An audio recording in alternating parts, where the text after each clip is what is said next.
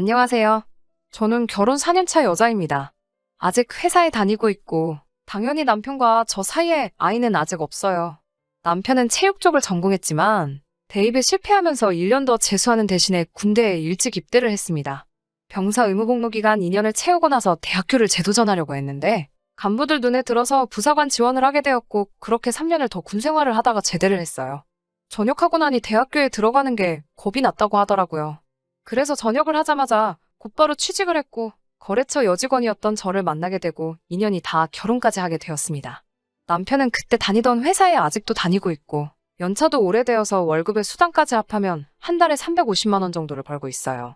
저도 아직 회사를 다니고 있고 둘이 버는 걸 합치면 600 정도를 벌고 있어서 결혼 생활 하는데 큰 문제는 없었습니다. 직접 발로 뛰는 만큼 돈을 좀 더 버는 구조라서 가끔 늦게까지 일하다 퇴근에 녹초가 되어서 집에 들어오는 날이 허다한데 그때마다 안쓰럽고 마음이 아팠습니다. 그래도 가족을 위해서 듬직하게 곰처럼 일하는 순수한 모습이 남편의 최고 장점이라고 생각했고 이 남자라면 평생을 함께해도 될 거라 생각했어요. 하지만 결국 단 한 가지의 단점에 이렇게 이혼을 결심하게 되었습니다. 지금부터 그 이야기를 해보려고 합니다. 신랑한테 남동생이 한 명 있어요. 남편하고는 4살 차이나 나는데 남편과는 다르게 공부머리가 있어서 4년제 상위권 대학을 나왔습니다. 하지만 저보다도 2살이나 어린데 아주 버르장머리가 없다고 해야 하나요? 도련님 때문에 기분 나쁜 적이 한두 번이 아니었어요. 저 역시 전문대를 졸업해서 곧바로 취직을 했고 시부모님 2분 다 고졸이기 때문에 도련님이 저를 포함한 시가 식구들 중에서는 가장 학력이 좋습니다.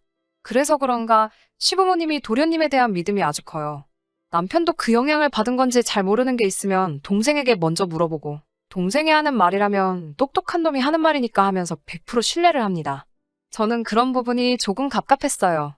제가 볼 땐 아직 취직도 못한 햇병아리가 자기가 우물한 개구리인 줄도 모르고 잘난 척을 하는 것 같은데 조금이라도 제가 도련님이 내린 결정에 의문을 제기하거나 조금이라도 불만을 가지면 제 말을 들을 생각은 안 하고 제가 학벌에 자격지심이 있어서 자기 동생의 의견에 반대를 위한 반대를 한다는 식으로 몰아가더라고요.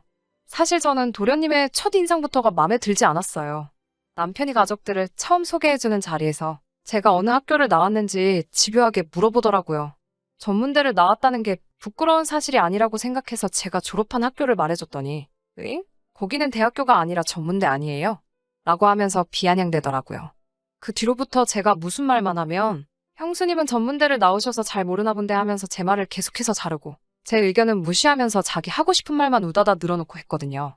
도련님이 좋은 대학 나온 건 알겠는데 좋은 대학에서 기본적인 예의는 안 가르쳐주는가 싶었어요. 남편도 도련님한테 한마디 해주면 좋을걸. 눈치가 없는 건지 도련님이 말할 때마다 그렇지 하면서 고개를 끄덕이고 있는 모습을 보면 한 대 쥐어받고 싶을 정도였어요. 하지만 이런 건 서운한 축에도 끼지 못해요. 사실 지금 남편과 저 사이에 아이가 없는 것도 도련님 때문인 이유가 가장 커요. 결혼하고 나서 맞는 첫 시댁 방문 날 저녁 식사를 하면서 시부모님이 아이는 언제 가질 계획이냐고 물어보셨어요. 결혼도 했는데 늦출 이유가 없다는 생각에 기회만 되면 바로 갖고 싶다고 대답해 드렸는데 뜬금없이 도련님이 중간에 대화에 참여하더니 요즘 애들의 행복은 학력으로 결정된다는 얼토당토 않는 말을 하면서 군바리의 전문대를 졸업한 저희가 아이들 교육을 똑바로 할 수 있겠냐고 한 명당 사교육비 1억씩 모을 때까지는 아이를 갖지 않는 편이 앞으로 태어날 아이를 위해서도 더 좋을 거라는 말도 안 되는 소리를 했어요. 시부모님은 조금 떨떠름한 표정이셨는데 남편한테는 그 개소리가 엄청난 조언처럼 들렸나 봐요. 그 후로 남편이 아이 사교육비로 나갈 목돈을 만들기 전까지는 아이 만드는 걸 조금 미루자고 제안을 했고 저는 헛소리 하지 말라고 당연히 거절을 했어요. 하지만 제가 아무리 노력을 해도 남편이 너무 조심을 하니 어떻게 할 방법이 없더라고요. 그걸로 몇 번은 싸웠는데 아이가 멍청한 걸로 놀림받을 생각을 해보라고 하면서 5년만 더 열심히 모아서 우리 아이는 원하는 공부 다 시켜주고 싶다고 울먹이며 이야기하더라고요. 아이가 태어나면 제가 회사를 그만두어야 하니 조금 여유 있게 돈을 모으고 싶다고 했어요. 너무나도 강경하게 나오기도 했고 남편 본인이 배우지 못한 것에 대한 서러움을 제게 표현한 게 처음이라서 5년은 너무 길다고 앞으로 3년만 더 기다리기로 했습니다. 남편을 봐서라도 몇 번을 참아왔지만 도련님의 예의 없는 행동이 도를 넘은 건 재작년 일이었습니다. 시어머니가 환갑이 되시는 해이기도 해서 무언가 특별한 선물을 해드리고 싶었어요. 그래서 이것저것 알아보다가 시댁에 가정마다 하나씩은 있을 만한 가족사진이 하나도 없던 게 기억이 나서 시부모님을 모시고 가족사진을 찍으면 좋겠다는 생각이 들었어요. 사진을 찍기로 한 당일날 옷들 다 차려입고 스튜디오 앞에서 온 가족이 모였습니다. 약속 시간보다 30분이나 늦게 온 도련님이 사과는 못할망정 오랜만에 정장을 입고 있는 제 남편을 보면서 형은 정장이 참 안 어울린다며 이죽대고 있더라고요. 그 모습에 제가 너무 화가 나서 도련님은 형한테 말버릇이 그게 뭐냐고. 부모님도 계시고 다 도련님 윗사람들인데 기다리게 했으면 먼저 사과를 해야지 얼렁뚱땅 넘어가려 하느냐고 한 소리를 했어요. 제가 한 말이 기분이 나빠 보였지만 틀린 말이 없었으니 엄청 분해하기만 하고 아무 말도 못하더라고요. 스튜디오에 도착해서 사진을 찍기 위해 사진작가님의 안내를 받으며 카메라 앞으로 온 가족이 나란히 섰는데 도련님이 사진 찍기를 거부하고 움직일 생각을 안 하더라고요.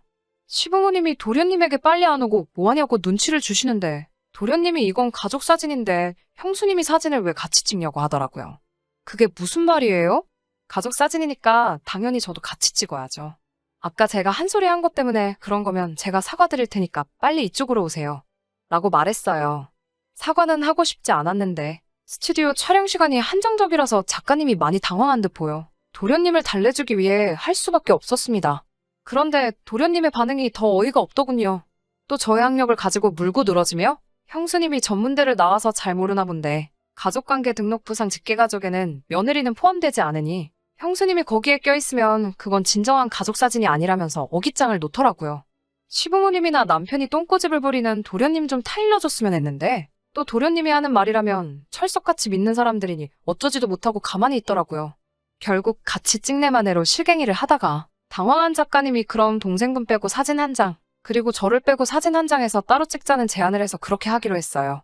어이가 없었지만 그래도 꼴보기 싫은 도련님하고 같이 사진을 안 찍어도 된다는 걸로 저도 나름 위안을 삼았는데 사진을 찍고 한참 뒤에 방문한 시댁에서 저를 제외하고 찍은 가족 사진을 벽에 떡하니 걸어놓은 모습을 보고 정말 서럽고 서운해서 그날 집에 와서 펑펑 참아왔던 눈물을 쏟아버리고 말았습니다.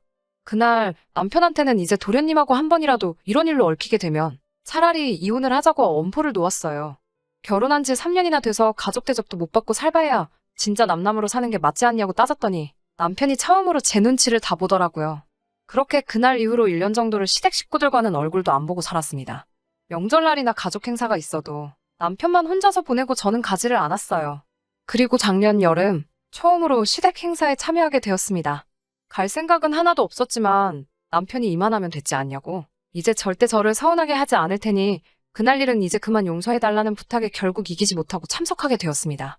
시댁과 저를 다시 만나게 해준 행사는 도련님의 결혼식이었습니다. 아직도 취직도 못하신 대단한 도련님이 직장이 생기기도 전에 어디서 속도 위반을 해가지고 아주 급하게 결혼식을 올리게 되었다고 하더라고요. 하필 처음으로 시댁을 다시 만나는 게 도련님의 결혼식인가 싶었지만 한 입으로 두 말을 할 수 없어서 참석하게 되었습니다. 결혼식은 잘 치러졌어요. 도련님도 새 신부도 시부모님도 전부 행복해 보였습니다. 식이 끝나고 사진 촬영을 하는데 가족분들이 나오라는 말에 저도 모르게 자리에서 움찔해버리고 말았어요. 남편에게는 화장실이 급하다고 하고 사진 촬영에서 혼자 빠져버리고 말았습니다.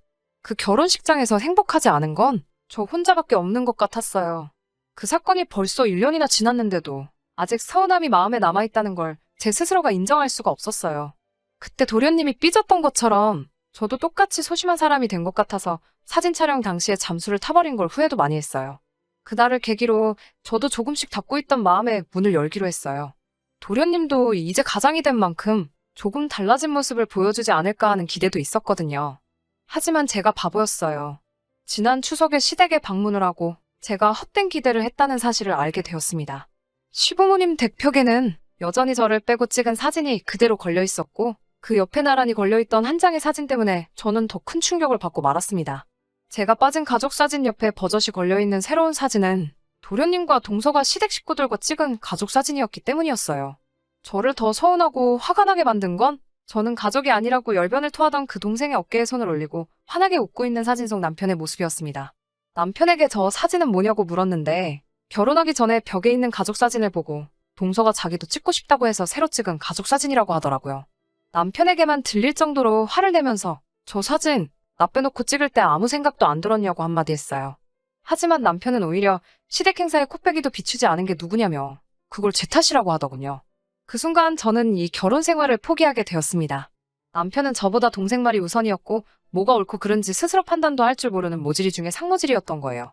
마침 도련님 내외가 시댁에 도착했고 얼마 있지 않아서 시어머니께서 제사 음식 좀 도와달라고 저희들을 부르더라고요. 저는 그 길로 소파에 드러누웠어요. 남편이 저한테 화를 내더군요. 어머니가 부르시는데 누워서 대답도 안 하고 그게 뭐 하는 태도냐고요. 남편에게 니네 집 제사 음식을 내가 왜 해야 하는데? 라고 대꾸했죠. 시어머니가 그 모습을 보더니 제 이름을 다시 부르시더니 오랜만에 와가지고 지금 뭐 하는 거냐고 냉큼 이리 오지 못하겠냐고 화를 내셨어요. 어머님께도 어머님 제가 언제부터 이 집 가족이었나요? 하고 대답해 드렸어요. 새동서는 제가 이러는 이유를 모르니 중간에서 눈치만 살살 보고 있더라고요. 그래서 제가 동서에게 한마디 했습니다. 동서도 남의 집 제사 챙기지 마요. 서방님이 그러는데 며느리는 가족이 아니라고 했어요. 몰랐어요? 혹시 동서도 대학을 안 나왔나? 도련님은 동서를 가족으로 안 쳐줄 텐데 뭐하러 거기서 남의 집 음식을 하고 있어요? 아닌가? 동서는 가족 사진을 찍었으니 가족으로 특별 대우해주나 봐요. 제가 틀렸나 봐요. 저는 전문대 나와서 몰랐어요. 동서는 가족 맞는가 봐요. 그러니까 그냥 거기서 전이나 붙이고 계세요. 라고 한마디 하고 저는 자리에서 일어났어요. 솔직히 제 행동이 옳았다고 생각하지는 않습니다. 저야말로 지난 일을 가지고 꽁에 있어 꼬장을 부린 거나 마찬가지죠. 하지만 온 식구가 저를 미쳤다고 욕을 하고 있는 그 상황에서도 도련님이 그때의 일을 제게 사과했다면 제 도가 지나친 행동에 대해서 사과를 하고 그 자리에서 풀기 위해 노력을 했을 테지만 도련님은 자기의 잘못을 뉘우치는 모습을 보이기는커녕 그 상황을 피해 슬쩍 방 안으로 들어가 버리더군요.